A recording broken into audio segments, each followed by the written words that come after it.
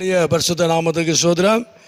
இன்றைய தினத்துக்கான தேவனுடைய வார்த்தையானது செப்பனியா 3ஆம் அதிகாரம் 15வது வசனத்தை நான் பார்க்கும் பொழுது எல்லாருக்கும் பழக்கப்பட்ட ஒரு வசனம்.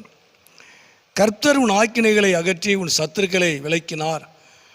இஸ்ரவேலின் ராஜாவாகிய கர்த்தர் உன் நடுவில் இருக்கிறார், இனி தீங்கை காணாதிருப்பாய் என்று சொல்லி பார்க்க. கர்த்தர் உன் ஆக்கினைகளை அகற்றி உன் சத்துருக்களை விலக்கினார். ஆக்கினைகள் என்று சொல்லும் பொழுது, இன்னொரு காரியத்தில் பார்க்கும் பொழுது, உனக்கு உண்டான தண்டனையை அவர் நிறுத்தி விட்டார் என்று சொல்லி பார்க்கிறோம். உனக்கு ஏற்பட்டிருக்கிற, உனக்குன்னு வைக்கப்பட்ட அப்படிங்கிறதான காரியம், உங்களுக்குன்னு வைக்கப்பட்டதான அந்த ஆக்கினை தண்டனை, உங்களுக்குன்னு வைக்கப்பட்டதான அந்த ஆக்கினை அந்த தண்டனையை அவர் நிறுத்திவிட்டார். நமக்கு ஏற்பட்டிருக்கிற நமக்காய் வைக்கப்பட்டதான தண்டனை ஆண்டவராக இயேசு கிறிஸ்துனுடைய இரத்தத்தினால அவைகளை இந்த நாட்களில் நீக்கிவிட்டார்.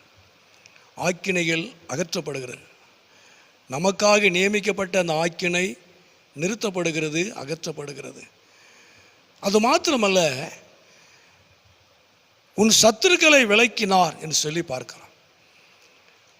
நமக்கு விரோதமாக இருக்கிற சத்துருக்களை அவர் அப்புறப்படுத்தினார்.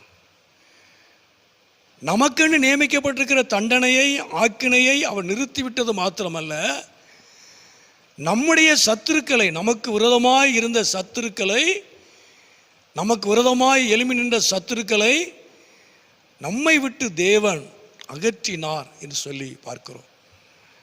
அது மாத்திரமல்ல, கர்த்தர் இஸ்ரவேலின் ராஜாவாய கர்த்தர் நடுவிலே இருக்கிறார். அவர் நம்முடைய நடுவிலே வாசம் பண்ணுகிற ஒரு நல்ல தேவன். நம் நடுவிலே, நம்முடைய வாழ்க்கையிலே, நம்முடைய குடும்பத்திலே அவர் வாசம் பண்ணுகிற ஒரு நல்ல தேவன். கடைசியாக, இனி தீங்கை காணாதிருப்பாய் என்று சொல்லி பார்க்கிறோம். இனி, அப்போ இதுவரைக்கும் கண்ட எந்த விதமான தீமைகளையும், இதுவரைக்கும் கண்ட எந்த விதமான எல்லா விதமான பிரச்சனைகளையும் வியாதிகளையும் இனி காணமாட்டாய் என்று சொல்லி பார்க்கிறோம். இனி தீங்கை காணாதிருப்பாய். காரணம் என்ன? தேவன் நம் நடுவிலே, நம்முடைய குடும்பத்தில், நம்முடைய வாழ்க்கையில் அவர் நடுவிலே உலாவுகிறதுனால, அவர் நடுவிலே இருக்கிறதுனால, அது வேதம் சொல்லுகிறது, இஸ்ரவேலின் ராஜாவாய கர்த்தர் அவர் ராஜாதி ராஜாவாக எல்லாவற்றையும் ஆளுகை செய்யக்கூடியவராக நம்முடைய வாழ்க்கையிலே, நம்முடைய குடும்பத்திலே அவர் உலாவுகிறதுனால இனி எந்த தீங்கையும் காணாதிருப்பாய் என்று சொல்லி பார்க்கிறோம். இதுவரைக்கும் கண்ட எல்லா பொல்லாத காரியங்களையும் தேவன் தாமே இந்த நாட்களிலே அவர் மாற்றுவதற்கு அவர் உண்மை உள்ளவர். உண்மையாகவே உங்கள் வாழ்க்கையில் தேவன் ஒரு பெரிதான ஒரு காரியத்தை அவர் செய்வார். அவர் நாமத்தை மகிமைப்படுத்துவார். ஜெபம். எங்கள் அதிகமாக நேசிக்கிற நல்ல பிதாவே, அருமையான இந்த நேரத்துக்காய் ஸ்தோத்திரம் ஆண்டவரே. சேஷமாக ஆண்டவரே, எங்களுடைய ஆக்கினைகளை அகற்றுகிறவர், எங்களுக்கென்று நியமிக்கப்பட்ட தண்டனையை நீர் அப்புறப்படுத்தினவர், எங்களை ரட்சித்தவர். அது மாத்திரமல்ல, எங்களுக்கு எதிராக இருக்கிற சத்துருக்களை நீர் விலக்கின ஒரு தேவன்.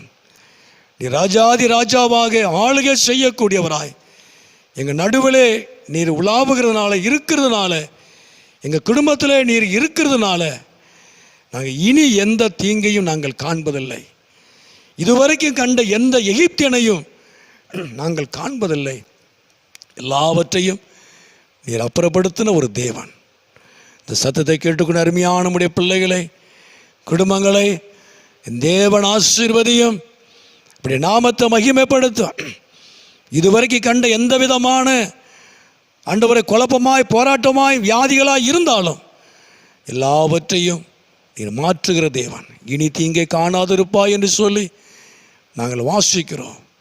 எல்லா தீமைகளையும், எங்களுக்கு விரோதமாக இருக்கிற எல்லா காரியங்களையும் நீர் அப்புறப்படுத்தின தேவன். அப்படி நாமத்தை மகிமைப்படுத்தும். எல்லாருடைய வாழ்க்கையிலே நன்மையும் கிருபையும் தொடர்வதாக. ஆசீர்வதியும். இயேசுவின் நாமத்தில் ஜெபிக்கிறோம் நல்ல பிதாவே. ஆமேன், ஆமேன்.